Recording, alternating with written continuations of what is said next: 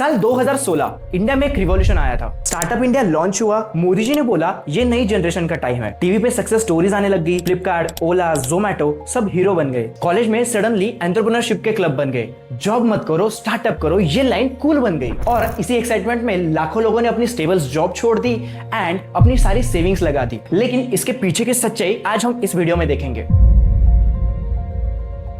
90% Indian startup अपने पहले 5 साल में ही बंद हो जाते हैं। ये मैं नहीं बोल रहा, ये IBM का रिसर्च बोलता है एंड निस्कॉम का डेटा बोल रहा है। तो सवाल ये है कि इतने सारे लोग फेल क्यों हो रहे हैं? CB इनसाइट्स के अनुसार 42% इंडियन स्टार्टअप्स ऐसे हैं जिनके फाउंडर्स को लगता था कि ये प्रॉब्लम है, लेकिन असल में वो प्रॉब्लम थी ही नहीं लोगों के लिए। इसका क्लासिक एग्जांपल याद है? Paper tape. 2015 में ग्रोसरी डिलीवरी स्टार्टअप, इसको करोड़ों की फंडिंग मिली थी। 2 साल में ये बंद हो गया। क्यों? क्योंकि इंडियन कस्टमर उस टाइम पे ऑनलाइन ग्रोसरी के लिए रेडी नहीं थे। रीजन 2, पैसा खत्म हो गया। 29% स्टार्टअप सिर्फ इसीलिए बंद होते हैं क्योंकि उनकी कैश फिनिश हो गई है। ओयो देख लो, एक टाइम पे कंपनी हर महीने पे 400 करोड़ का लॉस में थी, सिर्फ ग्रोथ दिखाने के लिए। और यहाँ आता है एक असली सवाल, इन्वेस्टर का पैसा आना क्या सक्सेस का प्रूफ होता है? सुनो ध्यान से, यही वो चीज है जो बहुत सारे लोग गलत समझते हैं। 2011 में बायजूस रविंद्रन नाम का एक टीचर था केरला से। ना कोई IT बैकग्राउंड था, ना कोई इन्वेस्टर कनेक्शंस था, बस था तो पढ़ाने का टैलेंट। उसने अपने दोस्तों को कैट प्रिपेयर करना शुरू किया। रिजल्ट इतना अच्छा था तो वर्ड ऑफ माउथ से स्टूडेंट आने लग गए। अब यहाँ से कहानी बदलती है। जैसे इन्वेस्टर्स का पैसा आया, बायजूस ने सोचना ही बंद कर दिया। एक्विजिशंस पे एक्विजिशंस, आकाश इंस्टीट्यूट 7,300 करोड़ में, ग्रेट लर्निंग 2,700 करोड़ में, सिर्फ 2 साल में 15,000 करोड़ से ज्यादा का एक्विजिशन। क्यों? क्योंकि ग्रोथ दिखानी थी, वैल्यूएशन दिखाना था। प्रोबेबिलिटी वो बाद में देख लेंगे। We made mistakes like when you make 6 big acquisition. और फिर आया 2023। बहुत सारे टीचर्स की सैलरी रुक गई और बहुत सारे इन्वेस्टर्स ने कोर्ट में केसेस कर दिए। ऑडिटर्स ने अकाउंट साइन इन करना मना कर दिया और गवर्नमेंट ने इन्वेस्टिगेशन शुरू कर दी। आज बायजूस प्रैक्टिकली बैंकरप्ट है। $22 बिलियन से सीधा जीरो। यहाँ पे असली लेसन ये नहीं है कि बायजूस फेल हुआ। लेसन ये है कि जब बायजूस फंडिंग ले रहा था तब सब लोग बोल रहे थे कि इतना सक्सेसफुल स्टार्टअप है ये, लेकिन जब बायजूस डूब रहा था तो सबने बोला कि फाउंडर्स की गलती थी। सिस्टम ने खुद को बचाया और फाउंडर को अकेला डुबाया। एग्जाम्पल 2, जोमैटो वर्सेस फूड पांडा। साल 2008 एक बंदा था दीपेंद्र गोयल, IIT ग्रेजुएट, एक टॉप टियर कंपनी में जॉब कर रहा था।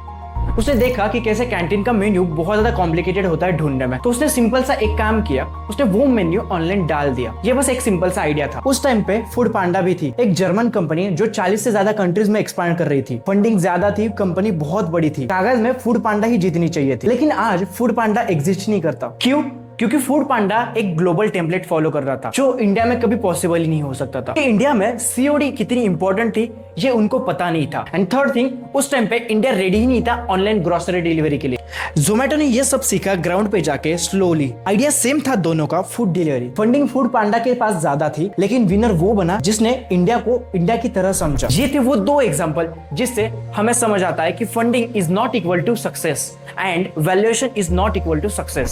सिर्फ एक चीज काम करती है कि तेरा प्रोडक्ट एक्चुअली मार्केट में काम कर रहा है कि नहीं, जो कस्टमर वो प्रोडक्ट को यूज कर रहे हैं वो वापस आ रहे हैं कि नहीं, और बिना फ्रेश फंडिंग के तेरा स्टार्टअप चल रहा है कि नहीं। अगर इन तीनों का जवाब हाँ है तो तेरी कंपनी रियल है, अगर नहीं है तो तू सिर्फ एक अच्छी पिच देख के साथ बैठा है। अब एक फाउंडर की रियल स्टोरी सुनो। 2019 में एक IIT ग्रेजुएट ने अपनी 18 लाख की जॉब छोड़ी। पेरेंट्स ने उसे 30 लाख सेविंग दिए। एक आगरी टेक स्टार्टअप उसने शुरू किया। 2 साल काम किया, टीम बनाई, प्रोडक्ट बनाया और 2021 में वो स्टार्टअप बंद हुआ। उसका पैसा खत्म हुआ, टीम गई, पेरेंट्स की सेविंग गई। आज वो वापस जॉब कर रहा है, लेकिन अब उसे 8 लाख की जॉब मिल रही है।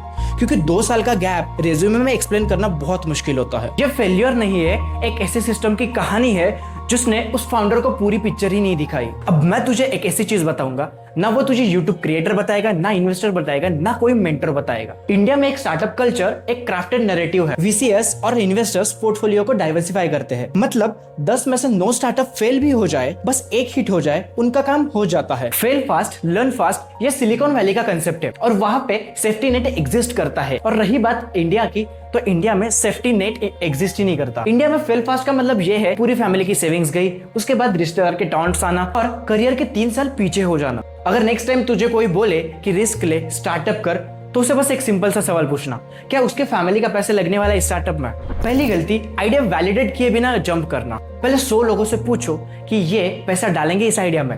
अगर 10 ने भी मना कर दिया तो समझ जाना आपका आइडिया आगे जाके फेल हो सकता है। ज़ेप्टो ने पहले सिर्फ कारोमंगला के 4 रेस्टोरेंट से शुरू किया था, पूरा बैंगलोर कवर करने से पहले।